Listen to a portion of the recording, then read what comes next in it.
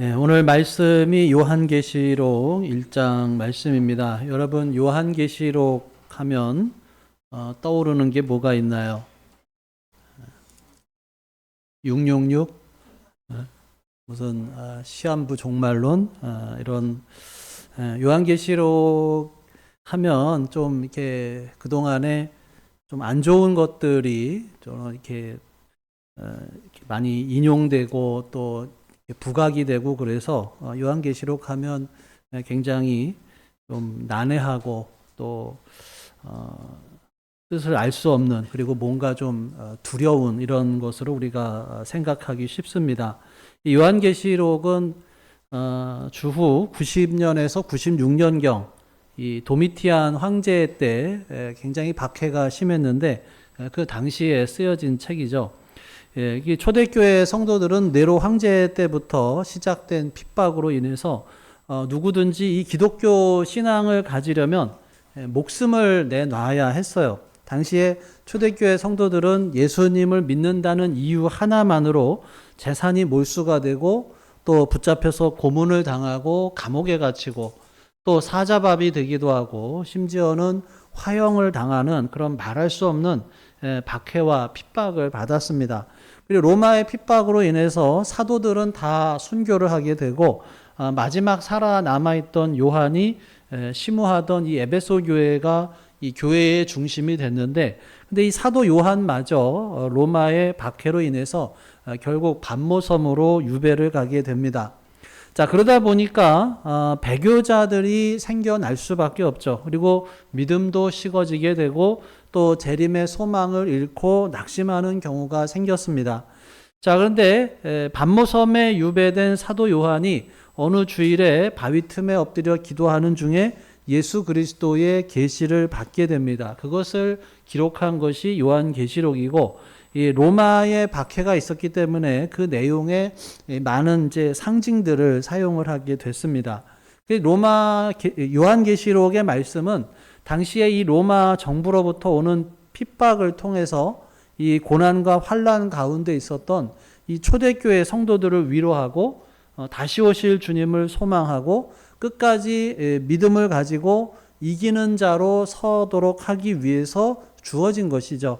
그래서 중요한 것은 교회를 사랑하고 자기 피로 성도들을 구원하신 그 사랑의 주님께서 이 모든 역사를 주관하고 계시고 그분께서 심판의 주로 오셔서 하나님의 나라를 세우신다라고 하는 것입니다.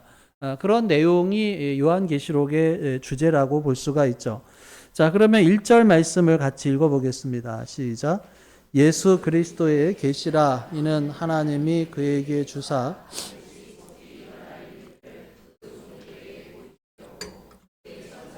그 종 요한에게 보내어 알게 하신 것이라. 여기에 보면은 예수 그리스도의 계시라 이렇게 시작을 합니다. 그러니까 요한의 계시가 아니라 예수 그리스도의 계시라는 거죠. 이 계시라고 하는 것은 헬라어로 아포칼리시스라고 하는데 이 덮개를 연다 이런 말이 됩니다. 우리말로는 계시로 번역이 되는데 열어서 보여준다 이런 뜻이에요. 그러니까 이 단어들이 보여주듯이 요한계시록은 기록 당시까지 사람들에게 가려져 있던 뭔가를 예수님께서 그 종 요한을 통해서 이제 드러내 보여주신다는 거예요. 그럼 뭘 보여주신다는 거예요? 1절을 다시 보면 반드시 속히 일어날 일들을 보여주신다는 거예요.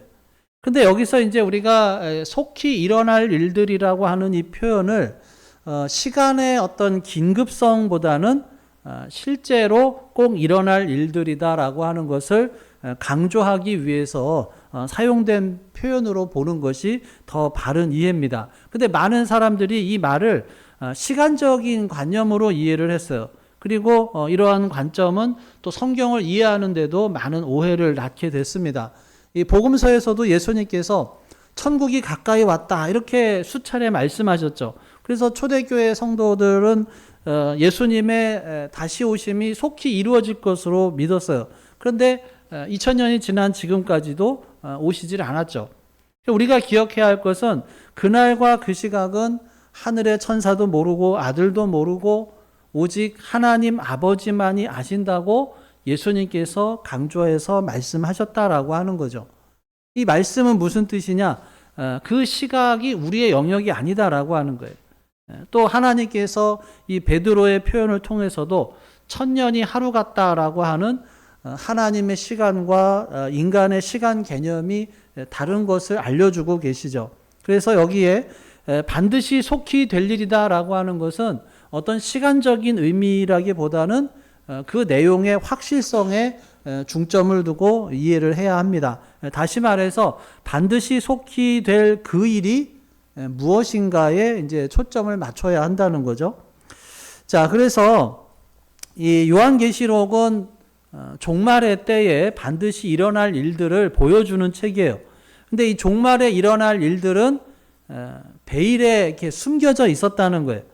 그런데 이 종말의 때를 살아가는 성도들을 위로하고 힘을 주고 소망을 주기 위해서 그 감춰졌던 일들, 반드시 속히 일어날 일들을 이제 공개했다라고 하는 거예요. 왜? 택한 하나님의 자녀들을 위로하기 위해서, 마지막 시대를 살아가는 교회가 승리하도록 하기 위해서 하나님께서 예수님에게 알려주시고 예수님께서 천사를 통해서 요한에게 알려주신 거예요. 그래서 이 계시의 수신자는 누구냐? 그 시대에 핍박을 당하고 있는 이 소아시아의 7교회 성도들뿐만 아니라 현재 우리를 포함한 미래의 모든 그리스도인들까지 포함이 된다라고 하는 것입니다. 자, 그래서 요한계시록은 어떤 책이다? 마지막 시대를 살아가는 우리 성도들을 위한 위로의 책이다라고 하는 거예요. 마지막 때에 반드시 하나님께서 승리하시고 하나님 나라를 세우실 것이다. 그러니 너희는 포기하지 말고 낙심하지 말고 반드시 굳게 서서 승리하는 자가 되라. 이런 위로의 책으로 주신 예수 그리스도의 계시다라고 하는 것입니다. 자, 2절에 보면은 요한은 하나님의 말씀이고 예수 그리스도의 증거인 이 계시를 다 증언했다. 이렇게 기록을 하고 있습니다. 자, 그래서 그러면은 마지막 때에 속히 일어날 이 계시의 내용을 알게 된 우리가 어떤 반응을 보여야 되느냐? 자, 3절을 읽겠습니다. 시작. 이 예언의 말씀을 읽는 자와 듣는 자와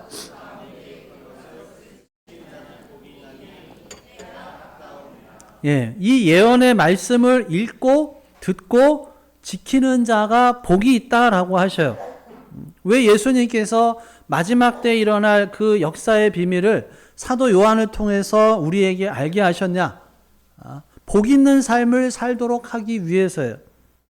3절에 이 예언의 말씀을 읽는 자와 듣는 자와 그 가운데 기록한 것을 지키는 자가 복이 있다라고 그랬어요.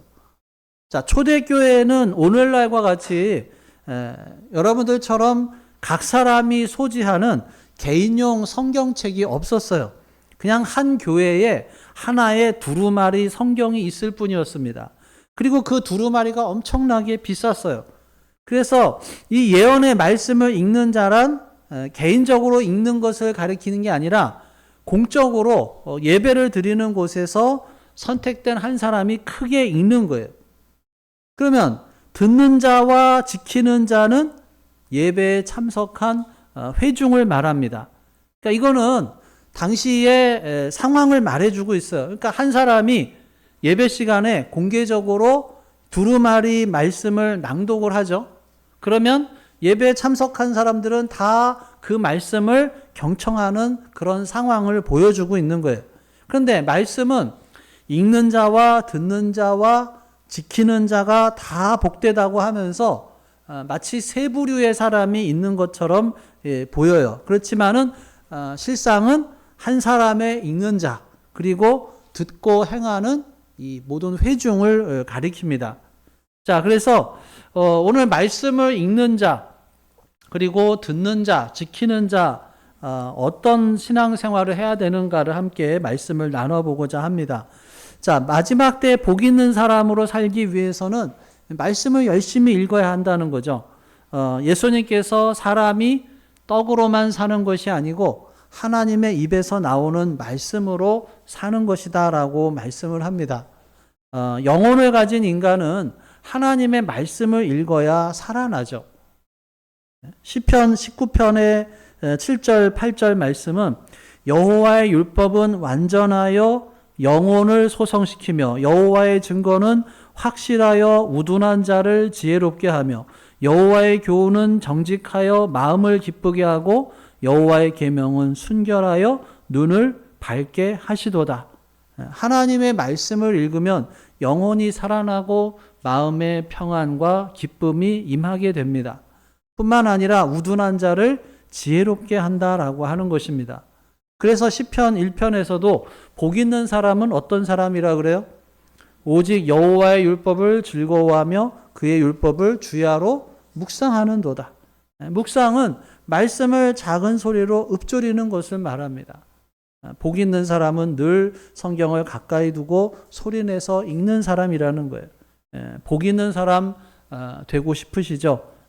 성경을 열심히 읽으시기를 바랍니다. 저는 우리 교회 성도 여러분들 매일 성경을 읽기를 바랍니다. 성경을 읽는 자가 복 있는 인생을 살아요. 왜냐하면 하나님의 말씀은 우리들의 생각을 지켜주기 때문에 그렇습니다. 그 마가렛 대처가 그런 말을 했다 그래요. 생각을 조심해라. 말이 된다. 말을 조심해라. 행동이 된다. 행동을 조심해라. 습관이 된다. 습관을 조심해라. 성격이 된다. 성격을 조심해라. 운명이 된다. 우리는 생각하는 대로 된다라고 하는 거예요. 인생을 살아가는데 생각만큼 중요한 것이 없죠. 근데 왜 성경을 읽는 자가 복 있는 사람이냐? 하나님의 진리의 말씀, 생명의 말씀, 희망의 말씀, 능력의 말씀으로 내 생각을 삼기 때문에 그런 거예요. 말씀을 매일 규칙적으로 읽으시면 복 있는 사람이 될 줄로 믿습니다. 자, 두 번째로는 마지막 때 복 있는 사람으로 살기 위해서 말씀을 열심히 들으라고 해요. 자, 말씀을 듣는다는 건 뭐예요? 성경을 소리내서 읽으면서 그 말씀을 내 귀에 들려주는 거죠. 우리가 성경을 소리내서 읽어서 그 말씀을 내 귀로 듣게 해주는 것이 복이 있다는 거죠. 우리가 하가다를 하면 어떻게 해요? 말씀을 내가 소리를 내면 내가 그 말씀을 듣잖아요. 듣는 것이 복이 있다라고 하는 거예요. 자, 동시에 말씀을 듣는 또 하나의 행위가 있죠. 그게 뭐냐면 예배 중에 설교 말씀을 듣는 거죠. 주님의 말씀을 많이 듣는 자가 복이 있다라고 했어요. 그래서 이 공예배에 많이 참석해서 많이 들을 수 있도록 복 있는 자가 된다라고 하는 거예요. 예수님께서 요한복음 5장 25절에 죽은 자들이 하나님의 아들의 음성을 들을 때가 오나니 곧 이때라. 듣는 자는 살아나리라. 말씀을 많이 들으면 영이 살아납니다. 마음이 살아나고 생각이 살아나고 하나님의 말씀을 들으면 죽은 마음이 살아나고 영혼이 소성이 된다라고 하는 거죠. 그래서 새벽 예배, 수요 예배, 또 주일 예배 말씀을 많이 들으면 들을수록 복 있는 삶을 살 수 있게 되는 것입니다. 저는 저와 여러분들 말씀을 많이 들을 수 있는 그런 영적인 환경의 자리에 나올 수 있기를 간절히 바랍니다. 자, 세 번째로 마지막 때의 말씀을 열심히 지키는 자가 복 있는 인생이다라고 하는 거예요. 우리가 하나님의 말씀을 열심히 읽고 들어도 결국에는 그 말씀을 지켜야 복이 된다는 거예요. 결국 하나님의 말씀대로 살기 위해서 읽고 듣는 것이죠. 야고보서 2장 26절에 영혼이 없는 몸은 죽은 것과 같이 행함이 없는 믿음은 죽은 것이다. 결국 신앙은 뭐예요? 행함까지 가야 구원을 받고 복을 받는 거예요. 여호수아 1장 8절에서도 이 율법책을 내 입에서 떠나지 말게 하며 주야로 그것을 묵상하여 그 안에 기록된 대로 다 뭐라고 되어 있어요? 지켜 행하라. 그리하면 내 길이 평탄하게 될 것이며 내가 형통하리라. 우리가 말씀을 지켜 행하면 복 있는 사람이 되도록 하나님께서 책임져 주신다고 말씀을 합니다. 우리 성도 여러분들 마지막 시대를 살아가면서 이 말씀을 지켜 행함으로 복 있는 삶을 살아갈 수 있기를 기도합니다. 자, 그러면 왜 우리가 하나님의 말씀을 읽고 듣고 그 말씀을 마음판에 새겨서 지켜야 하느냐? 자, 3절을 다시 읽어보겠습니다. 시작. 이 예언의 말씀을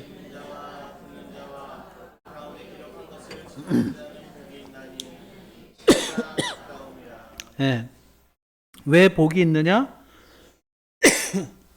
때가 가까움이라. 때가 가깝기 때문이다라고 하는 거예요. 여기서 이 말하는 때란 이 카이로스를 말하는데 보편적으로 우리가 시계바늘로 나오는 시간을 이제 크로노스라고 하죠. 그러니까 지금 몇 시야? 그러면 11시 16분. 이거는 크로노스. 그러니까 단순하게 달력의 시간이죠. 근데 카이로스는 하나님이 계획하고 뜻하시는 것이 이루어지는 어떤 특정한 때예요. 굳이 표현한다면 우리가 지나가다가 누구를 만났어요. 그러면 너 참 때마침 잘 만났다. 요럴 때 쓰는 것이 이제 카이로스죠. 그래서 여기서 때가 가깝다라고 하는 것은 바로 그 카이로스의 시간, 예수 그리스도의 재림의 때가 가까웠다라고 하는 것입니다. 자, 왜 우리가 말씀을 열심히 읽고 열심히 듣고 열심히 지키며 살아야 하느냐? 주님의 재림의 때가 가까이 왔기 때문이다라고 하는 거예요. 임박했다. 자, 이 말이 성경에 기록된 시대에는 쉽게 그것이 받아들여질 수 있을지 모르지만 지금 우리한테는 좀 이상하게 여길 수도 있죠. 왜? 벌써 이 말씀이 선포된 지 거의 2000년이 지났기 때문이죠. 그래서 믿음이 없는 사람은 이거 뭐 괜히 겁주려는 거 아니야? 이렇게 생각할 수 있어요. 그렇지만은 아까도 말씀드렸듯이 사람의 시간과 하나님의 시간이 다르다라고 하는 것을 우리가 생각해야 한다는 것이죠. 사람이 보기에는 아주 멀리 떨어져 있는 것처럼 여겨져도 하나님의 눈에는 바로 코앞에 있다라고 하는 거예요. 사람이 보기에는 100년이라는 시간이 아주 길게 느껴질 수 있지만 영생하시는 하나님의 관점에서는 이 100년이 1초보다 더 짧을 수 있다라고 하는 것입니다. 그래서 우리들은 이 때를 어떻게 살아야 되느냐? 솔직히 말하면 우리가 예수님이 어느 때에 이 땅에 오실지를 모르죠. 성경에 보면 주님의 날은 도적같이 온다라고 했습니다. 갑작스럽게 오신다라고 하는 거예요. 언제 오실런지 우리가 알지 못하기 때문에 우리는 예수님께서 가까운 시일 내에 오신다. 이런 생각을 가지고 살아야 합니다. 근데 우리 생각에 뭐 언제 오실지도 모르는데 조금만 있다가 좀 신앙생활 열심히 하지, 조금만 있다가 제대로 믿지, 뭐 이것이 이제 보통 우리들의 마음이죠. 그러면서 자꾸 신앙생활 제대로 하는 것을 결단하지 못하고 미룰 수 있다라고 하는 것입니다. 근데 야고보서 4장 14절은 이렇게 말하죠. 내일 일을 너희가 알지 못하는도다. 너희 생명이 무엇이냐? 너희는 잠깐 보이다가 없어지는 안개니라. 우리가 내일 일을 안다면 우리는 정신 바싹 차리고 살지 않아도 돼요. 예수님이 오시기 얼마 전부터 그냥 열심히 신앙생활하면 되죠. 그때부터 새벽 기도도 하고 수예배도 나오고 뭐 금식 기도도 하고 그러다 예수님 오시면 제가 주님 오시는 줄 알고 그동안 기다리고 있었습니다. 그렇지만 우리는 내일 일을 알 수가 없습니다. 그래서 우리는 예수님이 가까운 시일 내에 오실 것처럼 영적인 긴장감을 가지고 살아야 하는 것이죠. 사도 베드로는 하나님의 날이 임하기를 바라보고 간절히 사모하라 그랬습니다. 신부가 신랑을 기다리듯이 간절히 사모하며 또 예수님의 다시 오심을 기다리는 것이 마지막 때를 대비하는 신앙인의 모습이죠.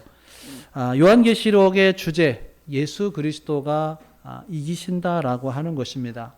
최후 승리의 확신을 가지고 이 말씀을 붙잡고 이 마지막 때를 믿음으로 살아가는 우리 모두가 될 수 있기를 주님의 이름으로 축원합니다.